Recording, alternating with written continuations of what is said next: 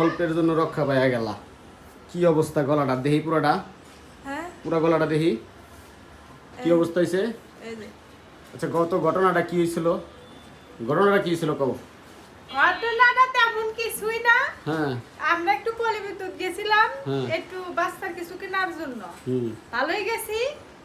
ওখানে যাইয়া আবার যখন আসবো ওই সময় রিক্সায় উঠছি। সব সময় আমি মানুষের সতর্ক করি, আমি আজকে বেখেয়ালি হয়ে গেছি, আমি করতে পারি না।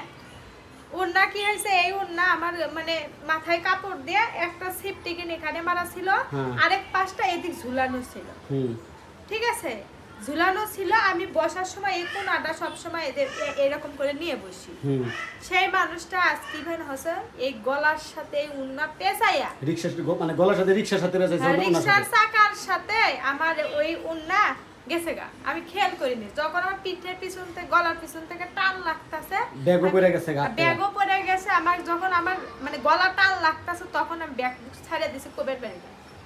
তো চাকার সাথে টোটাল আমার এই উন্নাটা আমার বুকেই ছিল না, উন্না পুরোটাই হয়ে গেছিল। আর আমি এই যে হাতটাও আমার ফুলে গেছে, কারণ হচ্ছে এই উন্নাটা আমি এইভাবে হাত দিয়ে ধরে আসছিলাম যেন আমি যেন না পড়ে যাই। আমি পড়ে গেলাম, আমার মুখ চোখ ফাটাই যেত রানিং রোডের ওপর।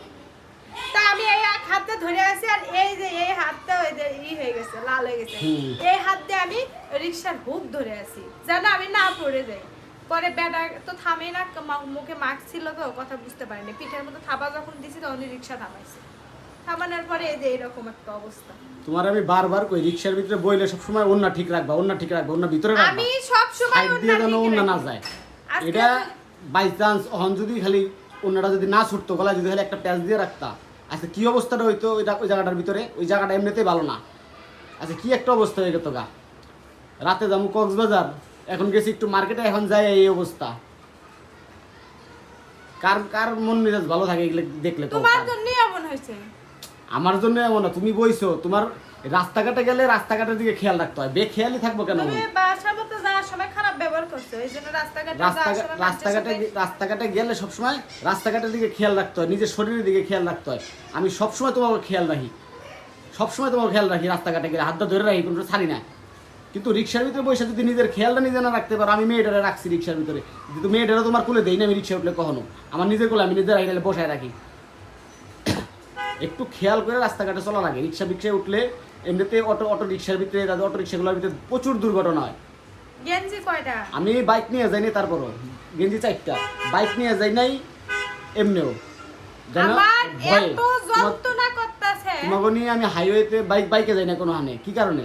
এই দুর্ঘটনার ভয়ে আমি কোনো সময় বাইক নিয়ে যাই না, রিক্সাতে যাই। টাকা যায় যাক, সমস্যা নাই, নিরাপদে যাইতে পারি। পুরা গলাটার ভিতরে এই অবস্থা হয়ে গেছে। থেকে এতটুকু আসে নাই, তার আগে আমি ধরছি।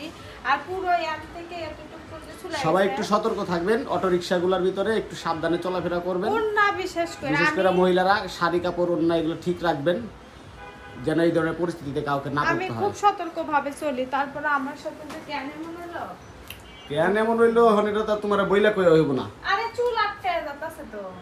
আটকাক, চুল আটকাক, টান দিলে উঠে যায়, এটা চলটা হয়ে যাবো গা। আজকে রাতে দেখবে শুকাইয়া চামড়াটকে যাবো গা। এটার ভিতরে কি দিছো তুমি আবার? কিছু তো নাই। না না, শুধু ড্রেসিং করে দিছে। হ্যাঁ ওটার ওষুধটা লাগাই খাইছি। ব্যথা কমছে না? একটু মানে ঝনঝানিটা কমছে, মানে এটা কিচ্ছু হবো না, এটা যাবো গা। ওই জায়গার ভিতরে এই যে যখন বাইরে যাবে না, তখন হালকা টিস্যু রাইখা ওটার উপর ওটা। আমার গলার মধ্যে সেন থাকলে আরো কাটতে দিত। হ্যাঁ যাক, যাও ওষুধ টষুধ খায়া